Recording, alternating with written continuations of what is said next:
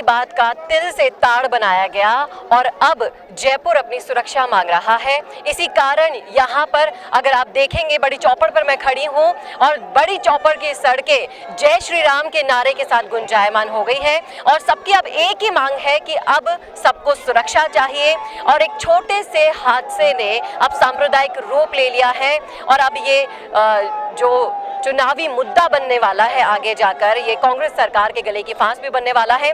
करेंगे इन सभी मुद्दों पर चर्चा के लिए मौजूद है हमारे साथ बीजेपी की कार्यकर्ता सरिता मित्तल जी। सरिता मित्तल जी, आप यहाँ पर जयपुर संघर्ष समिति के बैनर तले यहाँ पर आई हैं, तो इस मुद्दे पर आपकी क्या राय है? आज हम जयपुर बचाओ संघर्ष समिति के आह्वान पर हम यहाँ एकत्रित हुए, एक विशाल समूह में जो एकत्रित हुए। ये जो राजस्थान में कुशासन और कूटनीति फैल रही है, इसके खिलाफ आज हमने जो धरना प्रदर्शन दिया है। अब राजस्थान ये तुष्टीकरण की नीति, तुष्टीकरण की सरकार को अब नहीं सहेगा।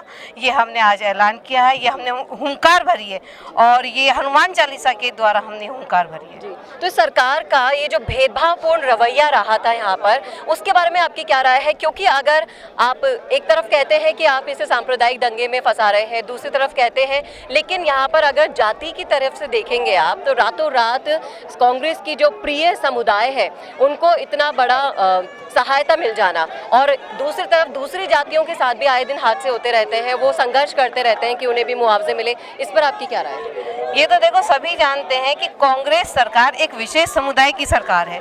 ये भेदभाव की नीति से चलती आई है।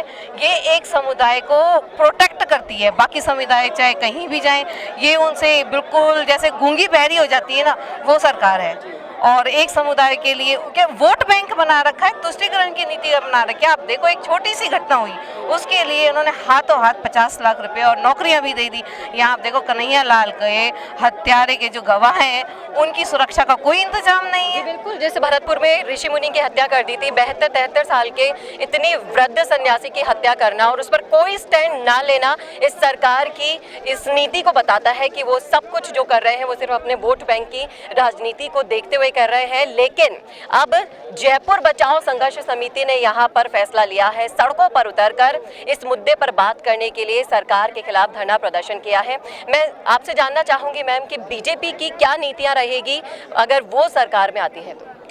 बीजेपी की नीति सबसे अच्छी तो सुशासन और सभी समुदाय को, सभी जातियों को एक समान लेकर न्याय संगत होना और सभी को समान रूप से न्याय देना, उनकी सुनना। ये नहीं कि वोट बैंक के लिए एक विशेष समुदाय को तो आप सुरक्षित कर दो, बाकी को आप बिल्कुल अनदेखा कर दो।